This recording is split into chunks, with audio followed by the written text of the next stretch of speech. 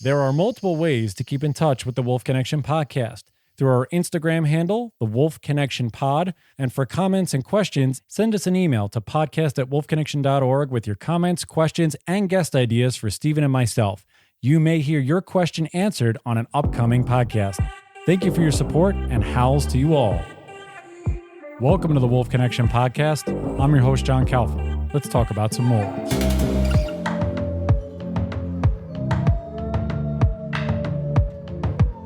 So in the episode that you're going to hear prior to this one, Erin Hunt and Emily Wren actually proposed that we watch a video that was made for Lobos Week for Lobos of the Southwest. It's called Almost Ancestors.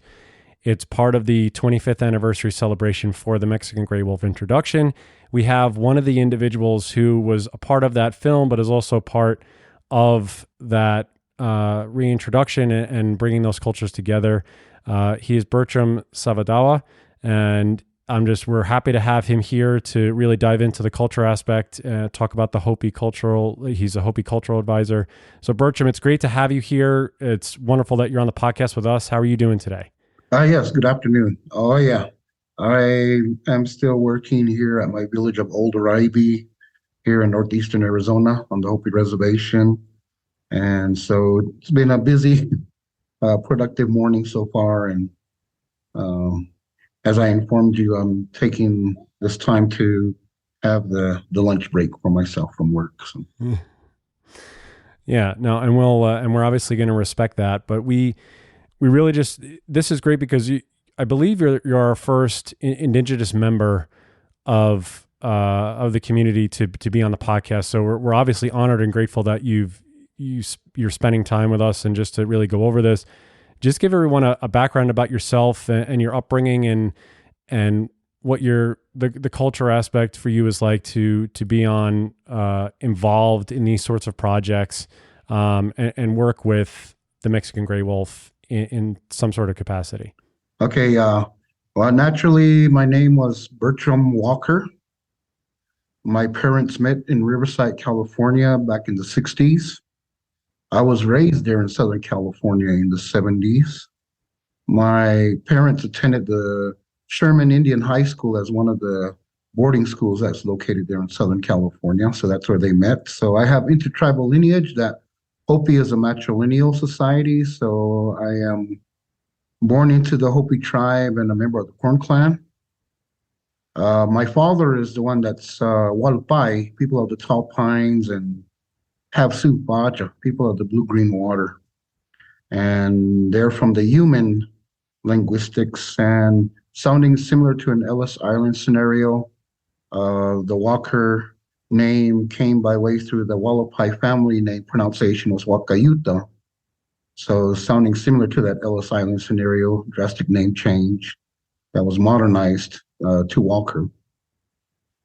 So as I mentioned about being raised in Riverside, California, I was raised for the first 8 years of my life there in Southern California. So I was used to all the modern conveniences of running water, electricity, stores, walking to school. And then my parents separated. And so I moved out here to the Hopi reservation to Old Oraibi village with my mother. And my brother actually did move to the community of Peach Springs, pronounced Aktaquiva in the Walpai language. And he's not the governor, but he still kept the Walker last name. His name is Scott Walker. And myself, as a self-taught artisan, Crayola crayons are my first medium. So there in Riverside, California, my second grade class teacher always complimented me about my use of my imagination of creating imageries of aliens. Once when she actually did the background research of my lineage and where I belonged to, she realized these were not imaginative images of aliens, as she mentioned. You know, there was the imageries of the Hopi Katsinas, supernatural beings that are intermediaries to our people. And so as a form of apology, she put a collage of 8 of my drawings together, put a label, Hopi Art by Bert Walker, and my very first unofficial art exhibit happened by way of my second grade classroom of open house. And that was the beginnings of myself being a self-taught artist. And so I drew a lot of inspiration of my artwork and creativity through my Hopi culture. So as you know now, my last name is different, of Tsavadawa, which in the Hopi culture, you receive a Hopi name that pertains to a description of what clan your father belongs to. And so since my father was from a different tribal background, not the same teaching as the Hopi, it was my own maternal grandfather, the late Valjean Josfema Sr., who took me in as his son. So my Hopi name, which is now my last name, which was the art tactic to utilize, was replacing Walker with Tsavadawa to make it sound Hopi-ish. That'll translate to as winter solstice. Dawa is short. Dawa is the father's son. And so the description of the shortest day out of the whole year, or the short path of the sun. So that's what Tsavadawa would translate to as winter solstice. And yeah, and then a lot of my formal training happened while attending the Institute of American Indian Arts in Santa Fe, New Mexico after graduating from high school. But I actually majored in museum studies, so I have that education background, which had led me to do a lot of consultations, viewing museum collections, working with other museum institutions and other museum docent and interpretive individuals or guides, as they call them, and a lot of consultation work. So that kind of had led to being that Hopi cultural advisor or consultant for this particular project of Almost Ancestors. And so I really, really dived and dwelled into that particular project, as I kind of shared with you earlier, that as being that a cultural advisor or consultant, I ended up becoming part of the project of being one of the characters in the film. So currently now I am proprietor to my guiding company known as Ancient Pathways Tours, just a one-man operation. Currently doing a lot of consultation work with other states, museum institutions, and other organizations. And my very first time to actually be, in a film project as this one of Almost Ancestors, but I work with other organizations doing documentaries pertaining to ethnobotany, or the herbology of the plant life, ancestral sites, even petroglyph sites within the states of Utah, and a lot of issues and concerns pertaining, with wildlife. That was one of the interests once when I heard of this particular project, that I was going to be a consultant with. So I definitely accepted the proposal to be a Hopi cultural advisor consultant for this project. That's fascinating. All right, so joining us is the other part of the film that so Bertram we've been talking to, and now Sheila Hollow Horn has joined us. She's currently in Oklahoma, but she was the main role of the Almost Ancestors as the Hopi woman. She is Lakota Dineh, and I hope I'm saying that right. And Sheila, please let me know if I say anything wrong. Bertram as well, if I butcher any names or any language and things like that. And so we were just talking with Bertram about his background, his upbringing, and getting to this point of doing Almost Ancestors.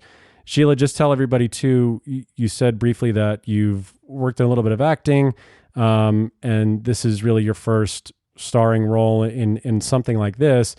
What is your upbringing like? I know you said you're Lakota Dineh. Just tell everybody what that means. I know you were on the border of Navajo and Hopi reservations. Just give everybody a little bit of background about yourself and what this film meant to you to be a part of. Okay, yes. I was born and raised in Tuba City, Arizona, which borders the Hopi reservation. So growing up, I had a lot, predominantly Hopi friends and some Navajo friends. And being Lakota, which is a Northern Plains tribe out of South Dakota, my father and mother were both traditional in their ways of bringing me up as it pertains to our tribal cultural understanding of things. But they did, at some point in my life, they what's the word? They became Christians, and so it was kind of a mixture of Lakota ways, Dineh ways, and Christianity. So there's kind of like a difference in it. But in my upbringings, I was taught to respect a lot of the different tribal ways, especially Hopi, because it's right there. The Monkopi village is right there, and a lot of the Monkopi kids who went to Monkopi came to Tuba City to go to school. So Hopi cultural understanding and language was all mixed in. So that's and then since I think I was about 5 or 6 when I played in my first film, and I've been acting off and on since I was a child, co-starring in a TV series, and then going anywhere from being a stunt person to a background actor to a stand-in to finally Almost Ancestors, where I started my first short film. Yeah. Good jumping off point too, because I was about to get into this right before you came on. I'll jump back to Bertram real quick and then ask you a similar thing. I don't know exactly how to word this, but this is the best I can think. But what does it mean, Bertram, to be Hopi? Like, what does it mean to you?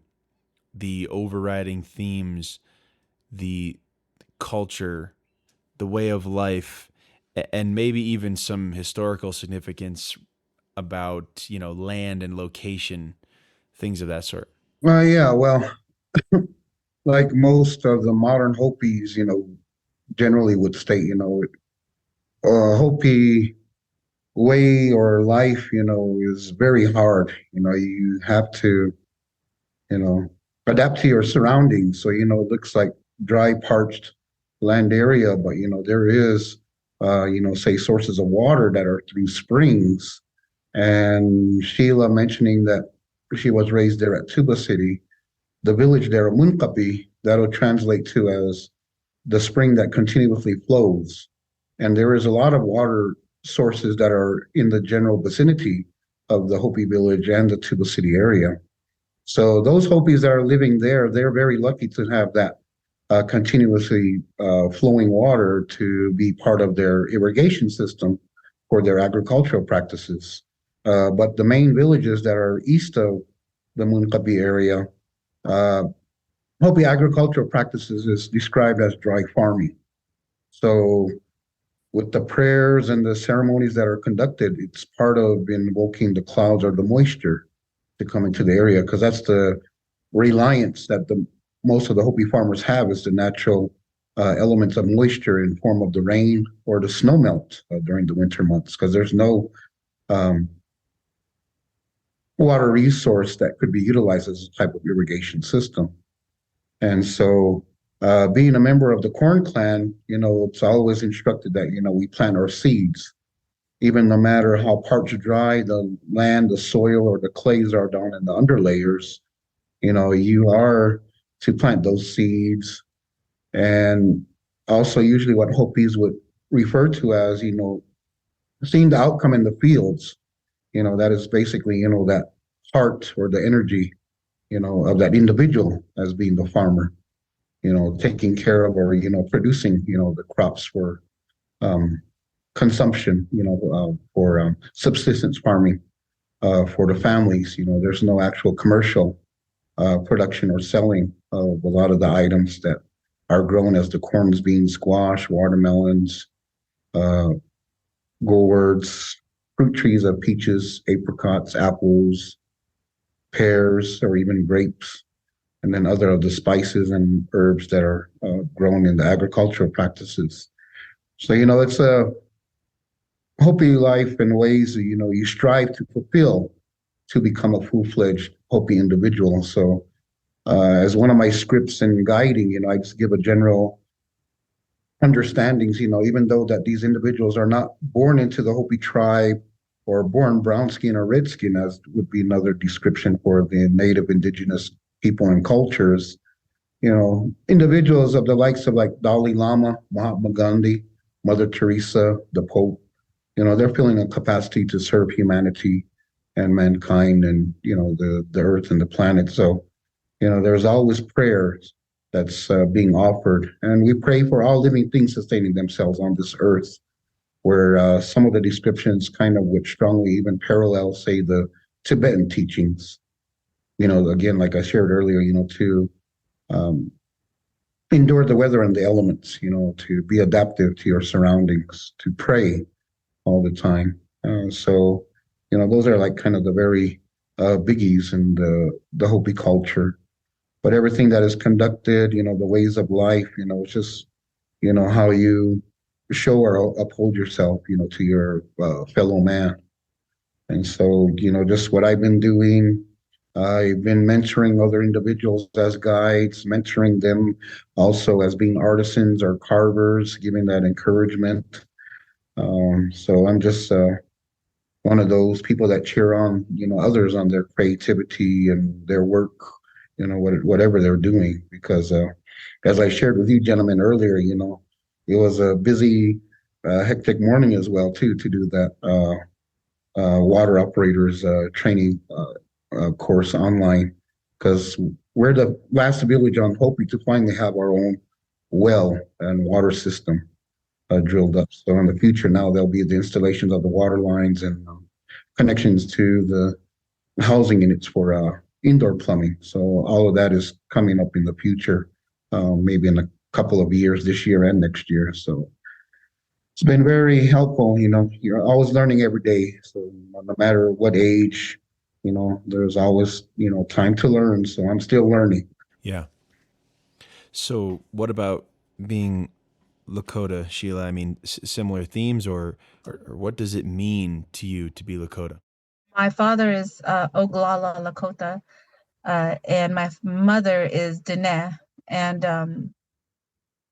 I just want to say real quick that, growing up, I did understand how powerful the meanings were in Hopi culture, and it was quite intimidating to portray a Hopi woman. I was like, I don't know if I don't want to ever disrespect another tribal person's heritage. And before I fully accepted the role, I made several phone calls to a lot of my Hopi friends and family, Hopi members that were married, some of my Dineh family in that area. And I was like, look, I want to accept this role, but I do not want to misrepresent at all.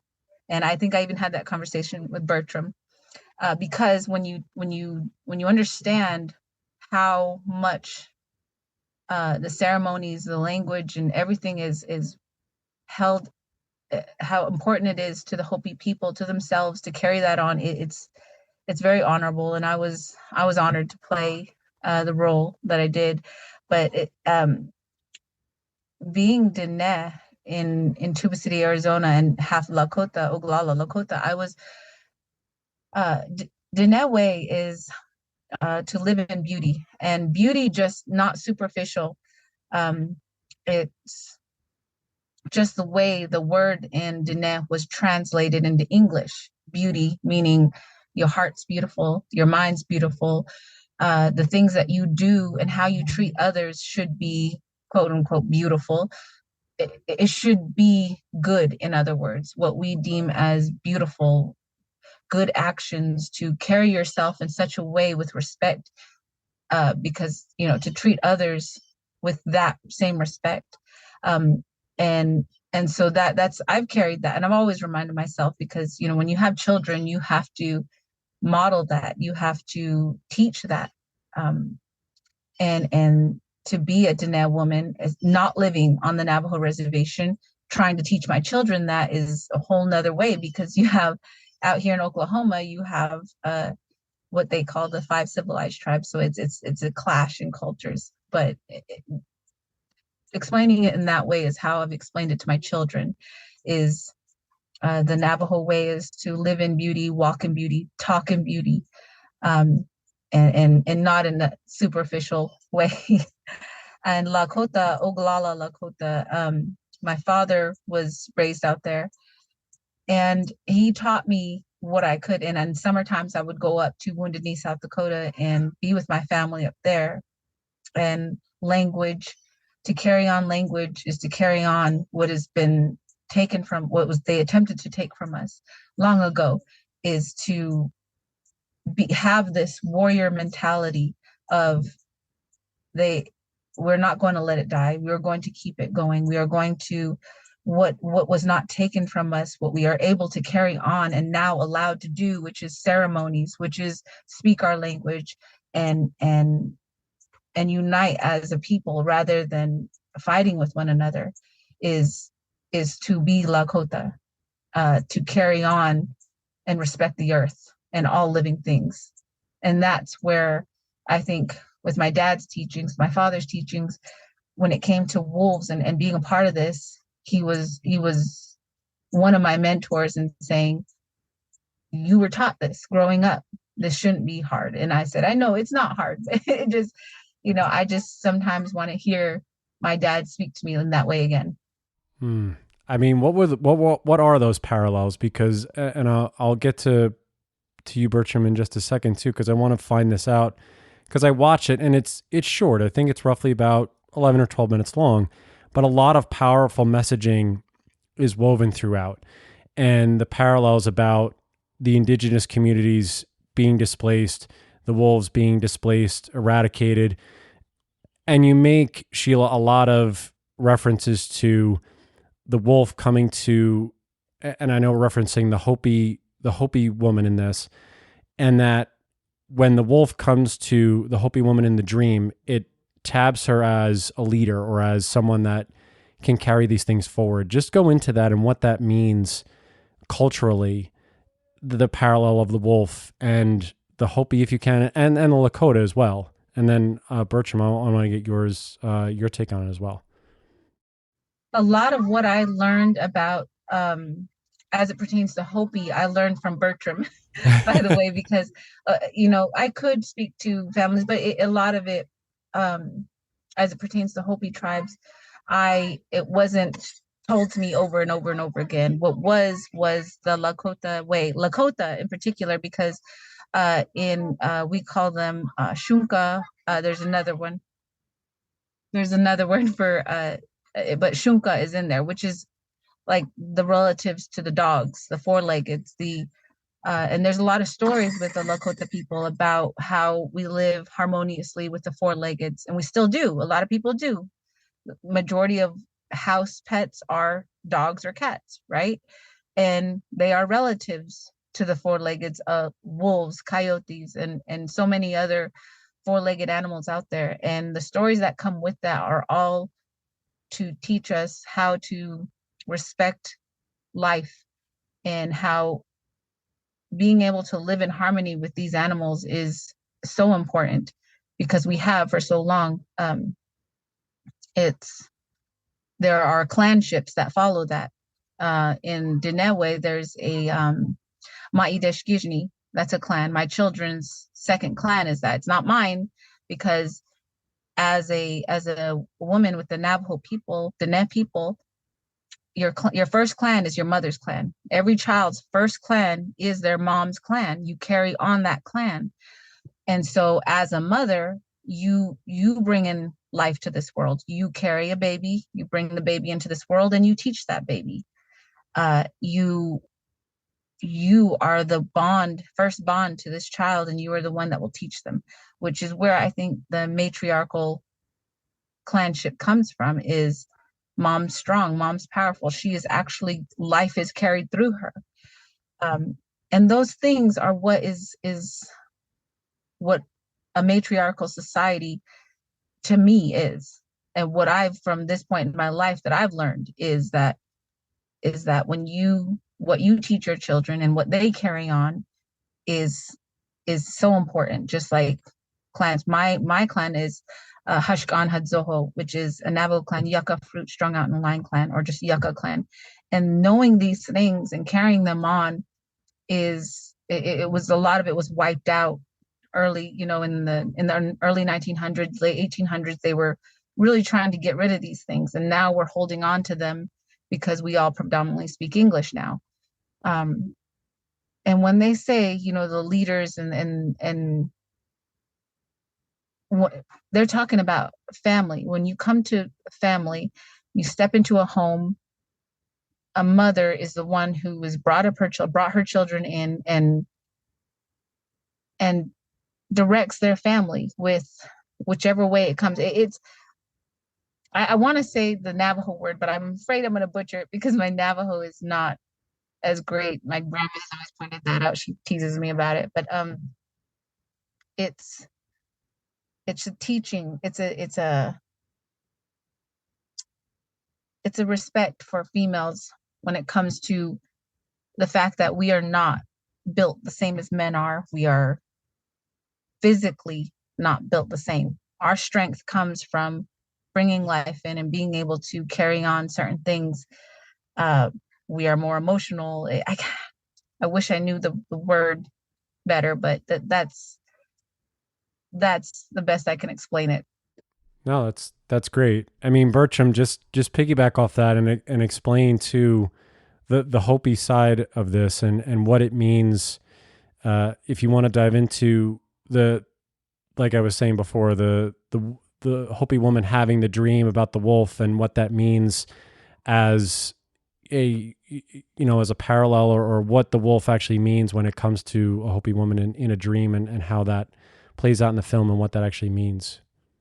Having the dreams or visions, is definitely one of the ways, that's given communication to the individual, maybe seeing or foretelling into the future, connecting, with the animal spirit or guide as they kind of reference to.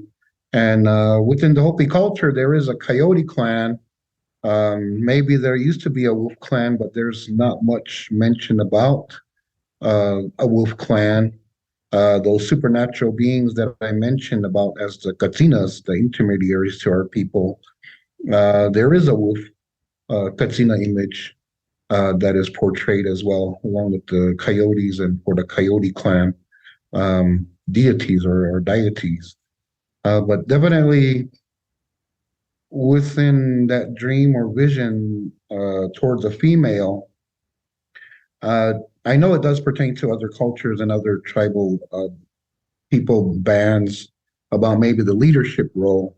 But there is a women's society. There's a couple of women's societies within the Hopi culture. There never really was, say, an Hopi leader, say like in modern times, like a chairman or we have council members. But there was even a prediction prophecy mentioned, that one day, there'll be a female, there'll be a woman that'll take up, the leadership roles. And, having our national elections, for president, in recent times or recent elections, now we have been seeing females, running for the presidency or candidacy for the presidency. And so a lot of the elders kind of reference, that's probably that prediction or forthcoming, that definitely if this female does get elected or, as or voted in as a leader, they will definitely be, of some change. And in our Hopi culture, yes, we highly revere and respect, the female in the matrilineal society, as I mentioned, since my mother was Corn Clan, I'm a Corn Clan member as well, just the same way as Sheila reiterated that through her lineage as well, that you take up the clan that your mother belongs to and you become part of that clan. And so, that definitely, I guess with these dreams or visions, it's for that individual to understand and decipher, what type of message, was being relayed to that individual. And so, it's not always, say, openly, publicly, announced or alerted about, having these types of visions or dreams. It's for that individual to understand first.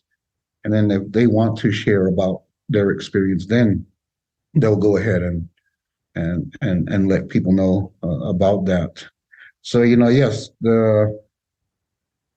again, there is the wolves that are being impacted, by, you know, as we would say, like walls or fences, trying to deter them to not come up more northward.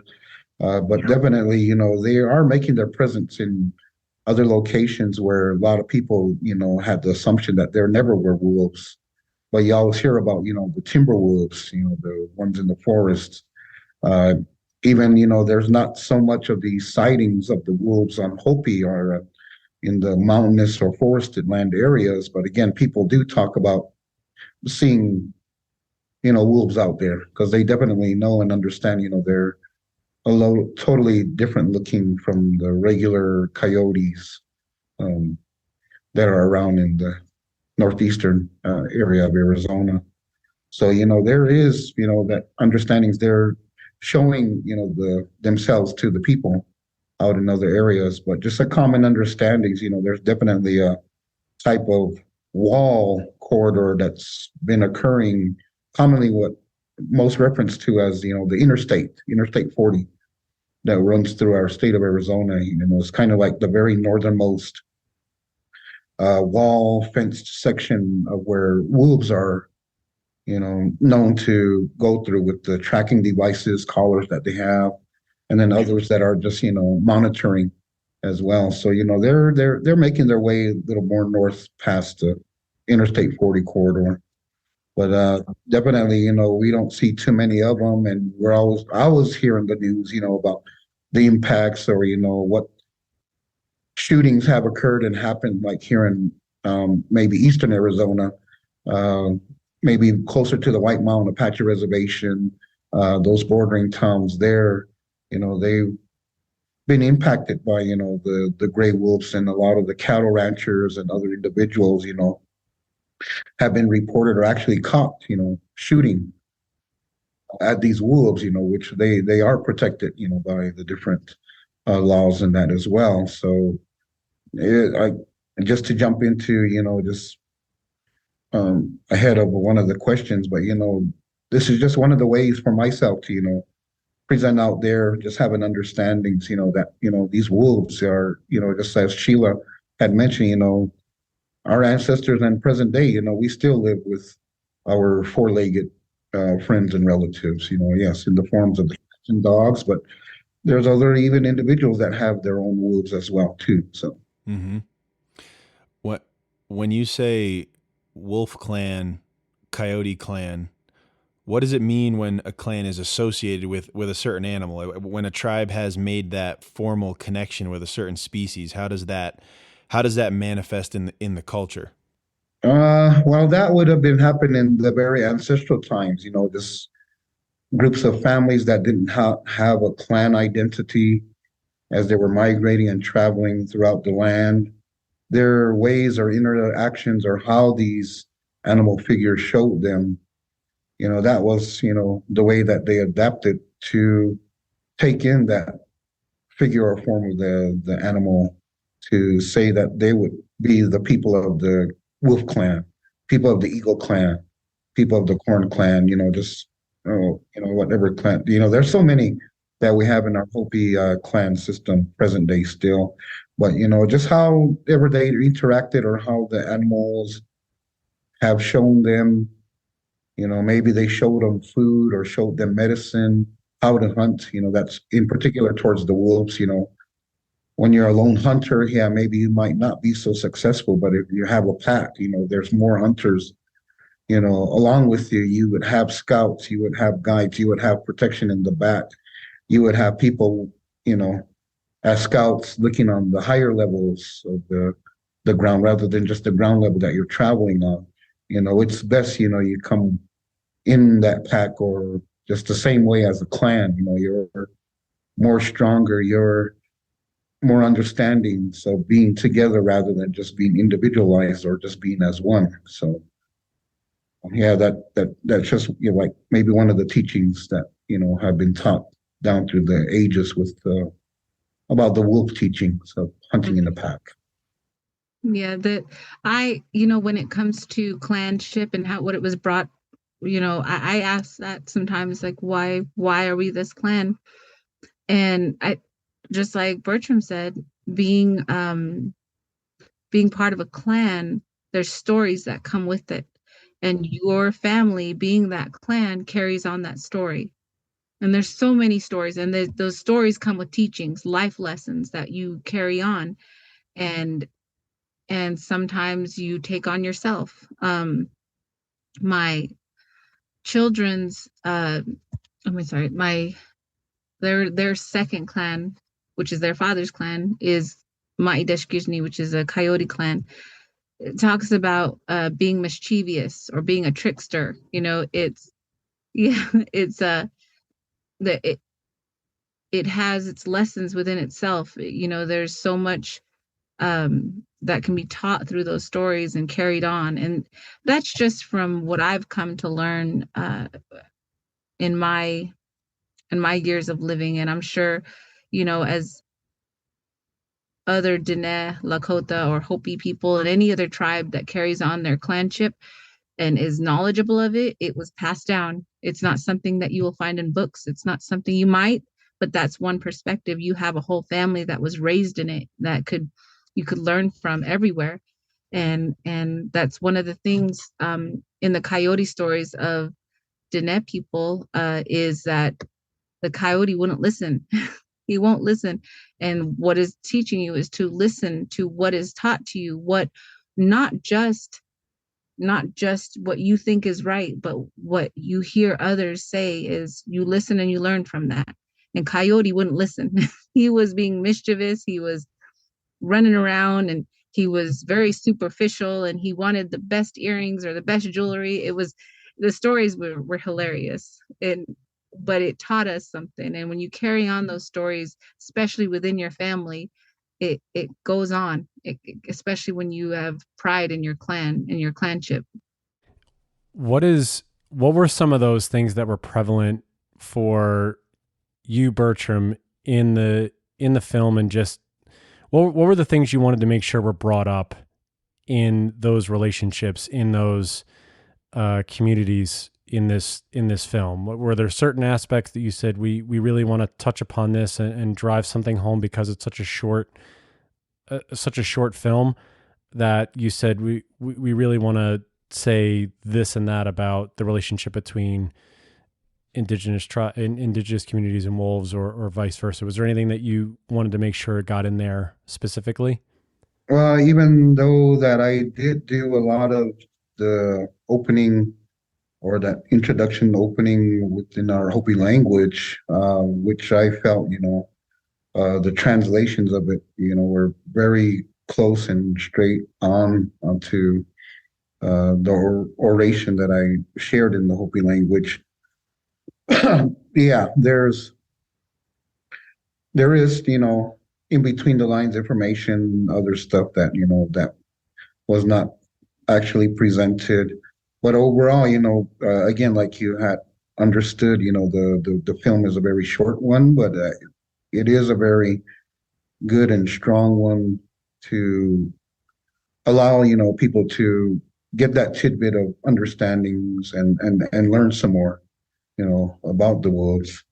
So even though it didn't really pinpoint on everything that, say, we would have wanted to share, what most of it was presented, very strongly and clearly through that film project. Sheila, was there anything in your upbringing, anything throughout the course of making the short film, or even to this day, that have wolves impacted you in a certain way that you've taken with you throughout this? I know you like you said, your children are part of a second clan, and you're part of a clan or two. What is something that wolves have maybe what has stuck with you with them, if anything, throughout this whole process or even prior to it? Stories when I was being brought up that were told to me because as a child, my aunt and uncle would bring me and my cousins with them to Grand Canyon area and sell their jewelry on the roadside. And as kids, we would run out into the part of before you get to Grand Canyon, coming from Cameron, Arizona, there's a lot of trees, there's a lot of pine trees, and there's canyons, there's all kind of stuff out there. And we would go out there for miles and play while the older ones, well, our parents or aunts and uncles, grandma, grandpa would be selling their jewelry, and we would be there all day. Well, a few times we came across a bobcat or a coyote or a wolf. We weren't sure. We were kids. A coyote probably looked like a wolf to us. I'm not sure, but we would tell them what we saw, and we were, and I think about this as an adult now. I'm like, dang, they let us do crazy stuff, but what we were taught was how to survive that, how to look out for one another. But I said, well, what do I do if I come across that? And they said, well, in Navajo, they would say it in Navajo. So I some of the stuff I say, I'm translating the best I can. But they would say that, there's a reason that the Ma'i is a part of our clanship. You fear it and you respect it, and you don't mess with it. You don't throw rocks at it. You do need to get away, and you need to not, it's got a life of its own. You respect life. In general, you respect life. You protect one another. And there were certain things we were taught, like to come together and because there was usually about 6 or 7 of us, and they were like, you guys all run together. They run together. Look out for other ones. How small are they? How big are they? Because just like you are scared of them, they're scared of you, because you're just as dangerous. They don't know if you're going to kill them, and you're not sure if they're going to kill you. It's a respect. And that I carried with me, and not just with coyotes and bobcats and bears, but with everything. You can't just come up to them and expect them to be nice. They're going to attack you if you come off as a threat. So you treat them the way, just how you feel, they probably feel the same way. That is one of the teachings I had to survive my upbringing. So that's one thing that stands out. I can't think of another just yet. No, that's great. I mean, it's a good one. What about you, Bertram? Was there something that you've learned throughout your years, or through your teachings, or through your guiding, that has stuck with you in relation to wolves?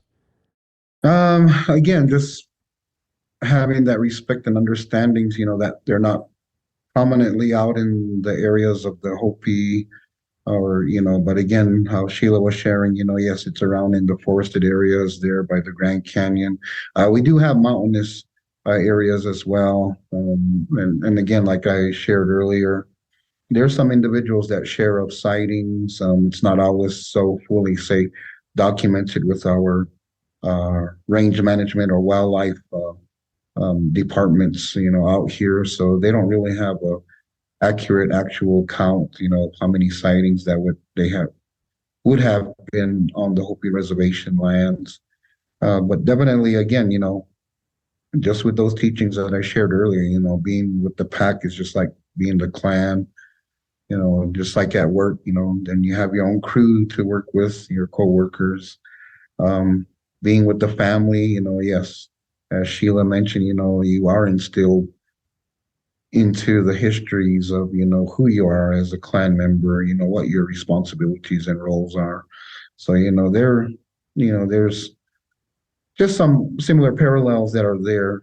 But, we don't really actually fully know or understand all these things when you do have that realization, or, once when you become into adulthood or parenthood, you realize and think more on, that there were these life value teachings that were already been given to you or taught to you at a younger age, and then you're finally realizing it now as being the parent, grandparent, older relatives. So yeah, it's just again still part of the learning process that you go through. Can you talk a little bit about hunting and how Hopi tribes relate to hunting prey animals and versus hunting predators, if those two things are different?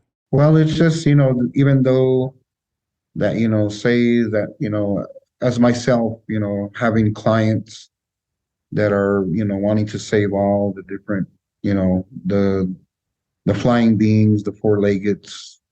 Um, they're frowned upon, yeah, practices that we do have as eagle gathering, or, when we're protecting, if you're a rancher or a cattleman, you're protecting, your herd or cattle.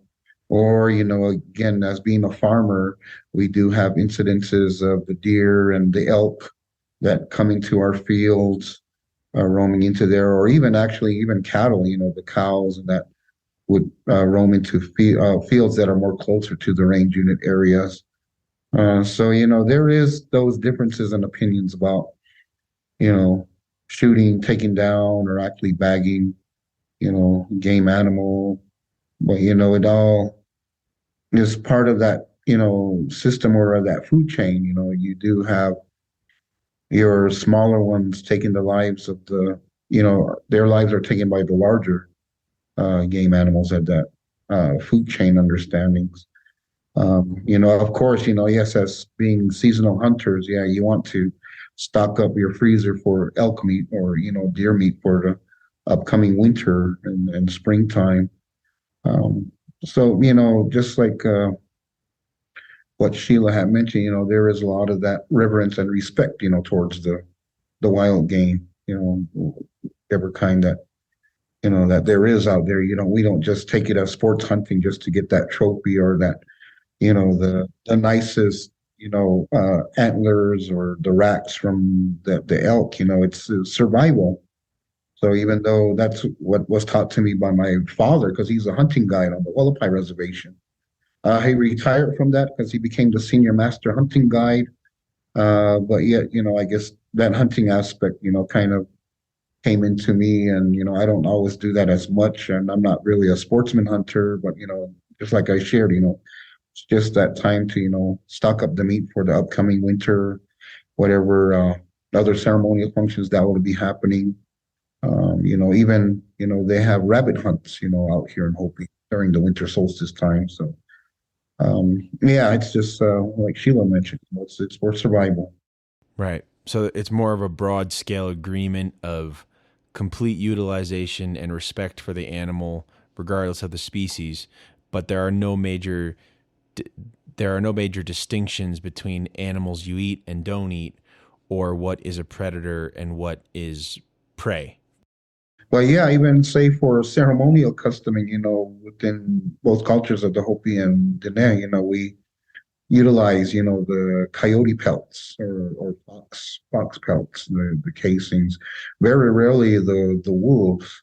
Again, they're not so abundant, but that's just part of the ceremonial custom trimmings, that we have. Even again, parrots are not native to the Southwest, but the usage of parrot feathers as well is one thing. But then, of course, then you have all the different organizations, that are in support of just, not taking down or taking the lives of, any other animal. So again, it's just that balancing act.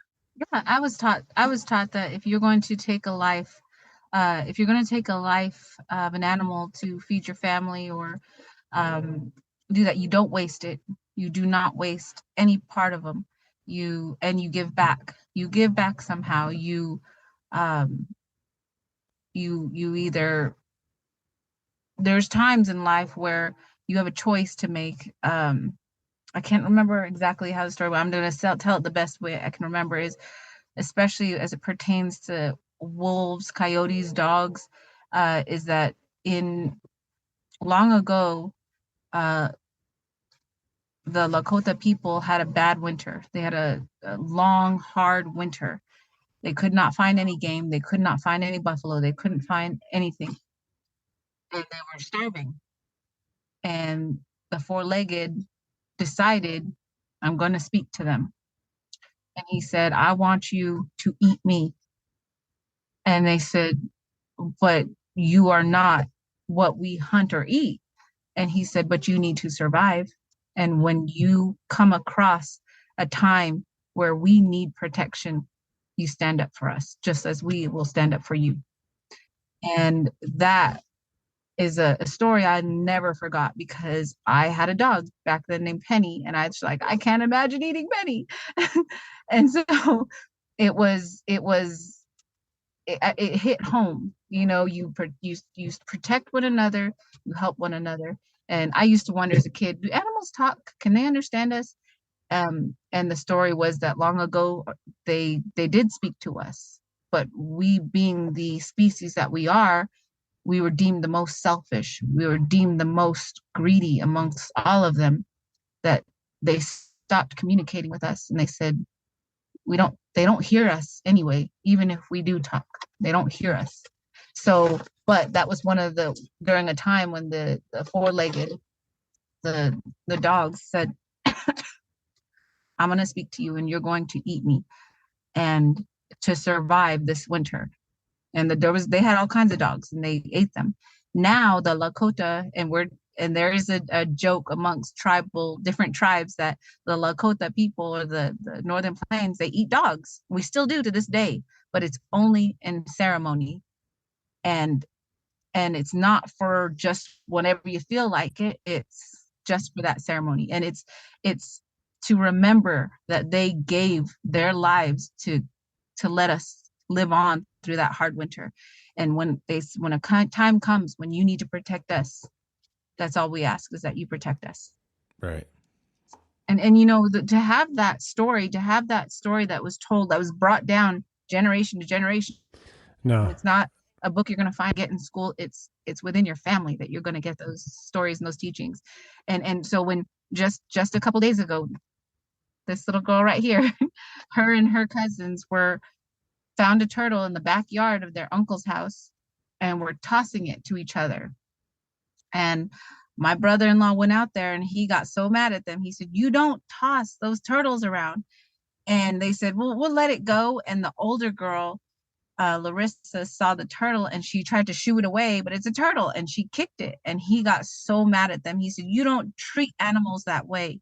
You don't do that to them." And they were like, "We just were trying to do what you told us." And we started to have to talk to them about the respect for animals, turtles who are helpless to us. There's almost all species, no matter how big they are, they can become helpless to us. We can become helpless to them. It's just teachings, it's what we teach our children. And to have that story with it makes it that much stronger, makes it that much more instilled in you. Yeah. So it's less of it's a mild distinction between, it's an unimportant distinction between species. It's a blanket respect and purposeful attitude, regardless of what you decide to hunt or to eat. It's just, it's more a how rather than what. But I always wonder how that's been lost, because I feel like that's a very natural perspective to have when you are killing something. It's a massive responsibility. And it's really cool to hear that it's alive somewhere. Yes, the attempt to fully assimilate what we were brought up with and what was followed. And I think it was to some degree successful. You're not. I'm using it.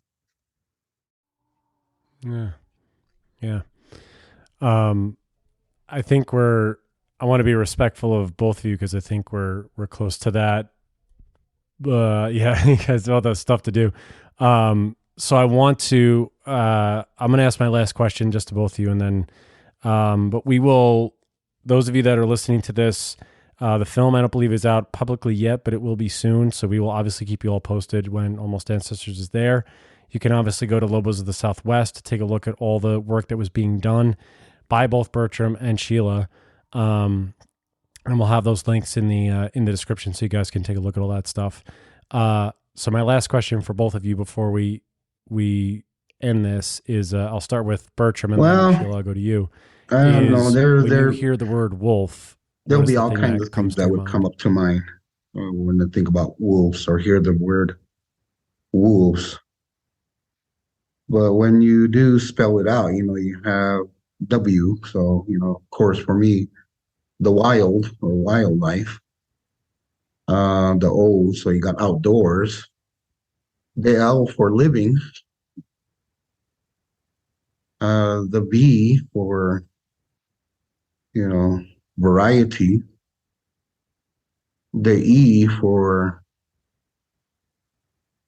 um, I don't really want to say entertainment, but just like how we've been sharing that there are coyote stories, tales, histories that do lay down, the the morals, the values, the teachings.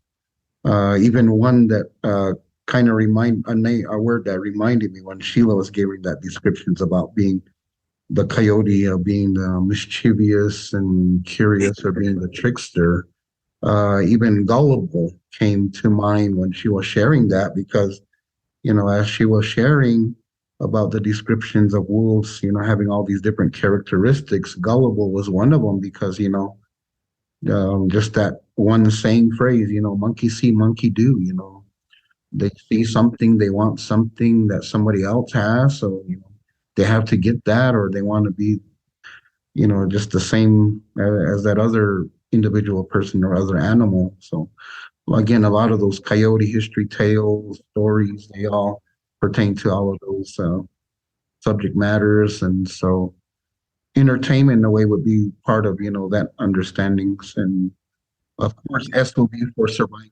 You know, you have to be the survival of the fittest, no matter what, just again, like one of the teachings that was just brought up at the beginnings of this, the COVID pandemic, above the, the weak shall suffer, but the strong shall survive. That's what we're all going through, just for survival, for ourselves, for our families, for our children, for our grandchildren. Again, all these passing downs of the histories, the teachings. Now we're the ones to be the storytellers. We are teaching our children, our grandchildren, mentoring other individuals. So, again, learning is always an everyday experience. Well, also one more link that you could also connect to learn more about, or even to see the trailer of the Almost Ancestors, would also be of the website of MexicanWolves.org / Almost Ancestors, and that's when people can get that sneak preview of the trailer of Almost Ancestors. So it's on YouTube, right? It's on YouTube. And it's I think on the YouTube where you see the trailer, you can also there's links to the Wolf Recovery Project.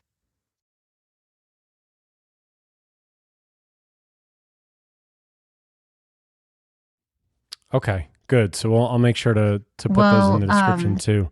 Prior to making this Sheila, film, for you, when I thought of wolves, I always thought of the clans.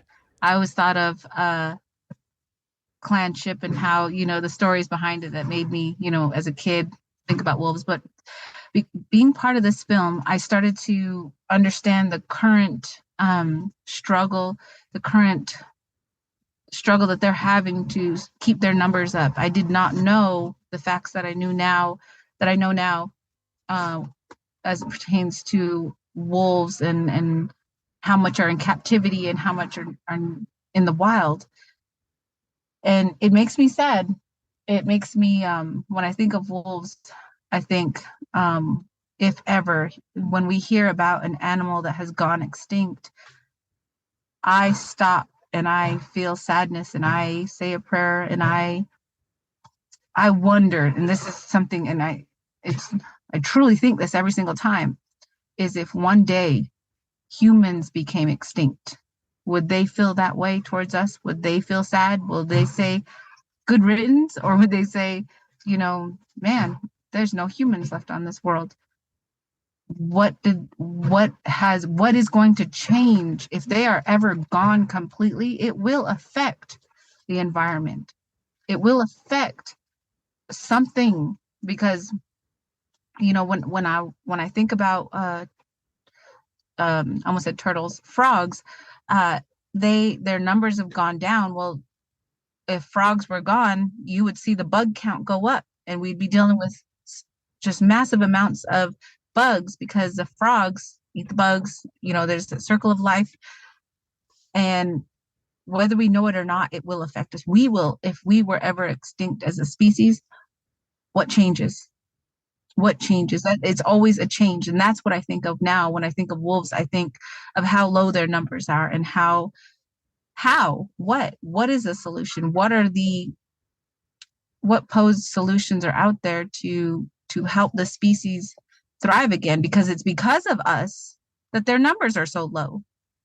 And we can either contribute to that or we can ignore it. We can make it worse. We all have a choice to make to change what the current situation is. And being a part of this, I feel honored because I feel like it's a contribution, yes, but there's more to do. There's more that can be made aware of. And I think that's awareness is one of them. Yeah, the storytelling aspect of your cultures must play a major part in why, even through time periods when, like you were saying, you couldn't engage in ceremony or speak your language, you still managed to retain significant cultural potency, I guess. And I think as just as a natural product of modernity, cultures tend to be diluted to some degree, and hearing you all now makes me aware that it's pretty uncommon to see what are really early cultures being preserved, and it must have something to do with the importance and success of retaining these types of stories. Yes.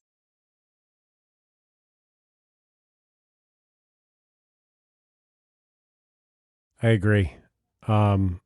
Bertram, Sheila, we can't thank you enough for your patience, your knowledge, your persistence, and really sharing with everyone that's going to hear this and that's listening to this right now about your cultures and really what it means to have this relationship, this parallel relationship to not only wolves, but to the rest of the natural world. And so for that, we can't thank you enough for joining us, for taking up your lunch break, Bertram, and yes, thank you. And thank for you. Sheila for making the time. Thank you guys so much for this. And thank you. It's very much appreciated. Thank you guys. All right. Yeah. Thank you very much. See you no next problem. House to you all out there, and Stephen, I'll be with you next time. Bye, everybody. Looking to support Wolf Connection or sponsor one of the wolves in our pack? Just go to wolfconnection.org, click on the donate tab, and find out more information.